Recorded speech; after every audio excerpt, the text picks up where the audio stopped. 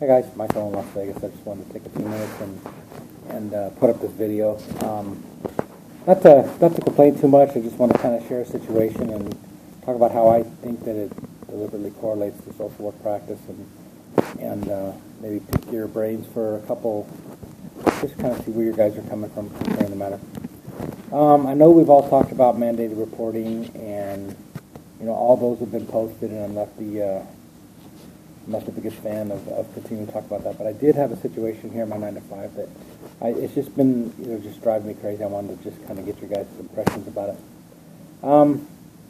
We apparently, in my office, I have an office that's right next to mine that is used for conferences, and a lot of times if we have the police on campus or whatever, they kind of use that office when they're talking to people that they're doing, and CPS is obviously uses that, and it's kind of a catch-all office. They kind of put me at the end there so I don't bother people, I guess.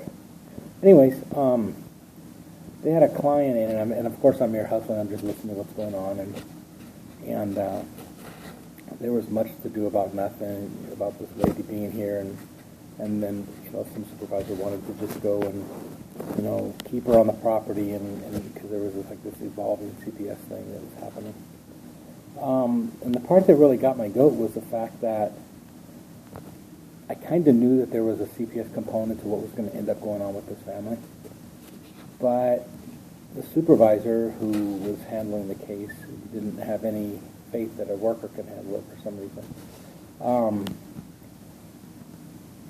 Was going out of her way to keep this client in the property and in this office so that the police and CPS could find time to show up, which is great. I understand that.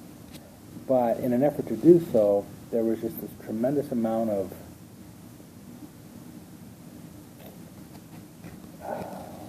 there was a tremendous amount of smoke and mirrors as to really what was going on. And as I was listening to their conversation, in lieu of just saying, hey, we have these concerns, these are the kind of things that we want to help you with, and take that approach, to use that education piece that she had an opportunity to do about child development and child raising and whatnot, she was simply buying time by, so do you need diapers, can we help you with this, can we help you with that? Just totally beating around the bush of not, doing everything she could just to essentially kill time. So fast forward a few minutes, and I'm sitting in my office, and I hear a door next door open into that office, and I hear a deep voice, and it's this, the two or three policemen show up and whatnot, and I heard a policeman say, hey, where's your caseworker? Well, this person had gone up and left and went to go get some diapers or whatever out of our storage cabinet that someone had donated or something. So my point is, the first time that this client knew that the CPS or the police were going to be visiting with her was the moment that they walked in the door. This lady freaked out. She had no idea what was going on. And it turned out that the whole thing was over. Hold on for a second. Turned out the whole thing was over, at least partially, about the children. And now it's spring in Las Vegas. The spring is beautiful weather. Apparently, during her appointment that she had come into the welfare office for to take care of some of her business, she has two small children under, say, 5 years old, and she had left them in the car. Well, it's spring in Las Vegas. It's not hot. And this was some horrible, terrible thing that apparently the supervisor was going to try to catch this woman on. It turns out she was in there with her, her aunt. The children were in there with her, another adult. They were just sitting in the car playing, doing their thing. But it's almost because of history that these social workers have such a,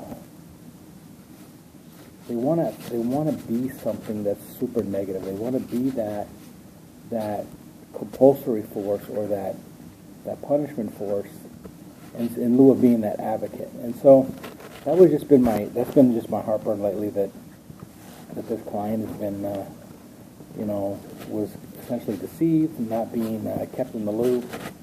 I guess the worst thing that could have happened was if she kind of heard what was going on. The worst thing she could have done was stood up and walked out.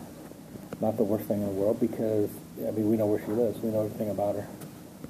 So anyways, that was just my thing. It just really bothers me that when we are less than honest, I'm sure there are times when you don't want to share everything with a client. and we all understand that, but it's just when we're going out of our way to deceive clients, that's kind of the part, the piece that bothers me. So just looking to kind of see what you guys thought about that. I did talk to supervision. My supervisor was going to touch bases with that supervisor, yada, yada, whatever. But the point is, just wanted to get your impressions of that. Have a good day, and we'll talk to you guys later. Bye.